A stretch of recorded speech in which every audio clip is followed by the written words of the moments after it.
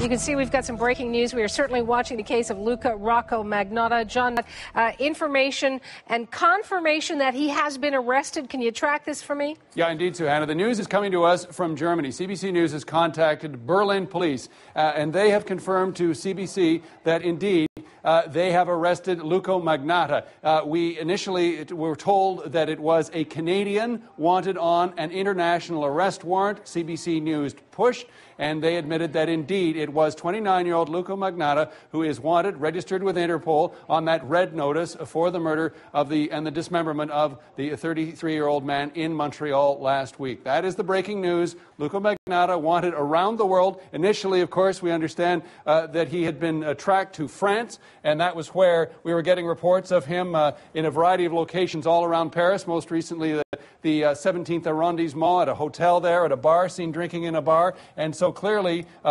if this is indeed the case, and according to Berlin police it is, that what he has done is he has very likely hopped the train to Berlin where the arrest was made. Suhanna? Okay, so let's look at questions. And you and I have been working together as journalists long enough. What do we need to know now? What happens with him?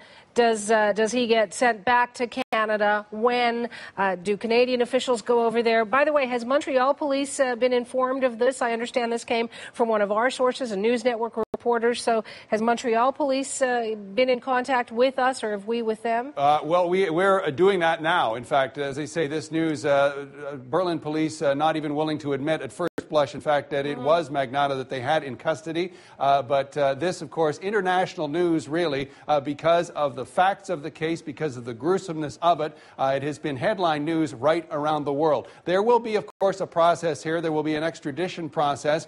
He may, in fact, have committed crimes in France. There are allegations from authorities there that he stole a number of items, certainly nothing compared to the crimes that he will face charges for in Canada. Nonetheless, there would be an extradition process, and is often the case, police, in this case very likely our national police force, the RCMP, would go to Germany to take custody of him, and he would be flown back to Canada. There will, though, likely be some paperwork, as there often is in these cases, to expedite the extradition of a suspect like this. Yeah, I was speaking with one of our colleagues about this as well, in terms of, where he could go. Buses were being checked. I'm just Googling all of this stuff in Rail Europe right now. If, for example, he took the train, Paris to Berlin is 8 hours and 19 minutes.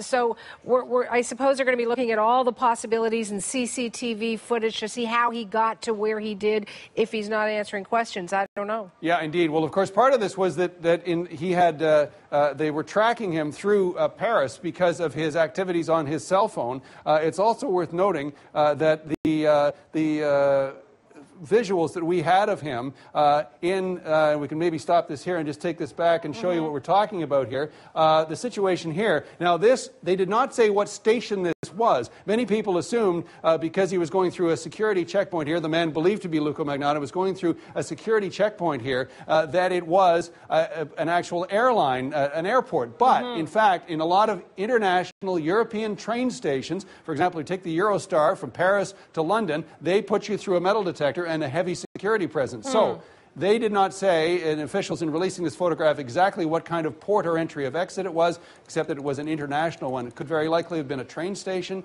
These details will no doubt come out now with the news of the arrest.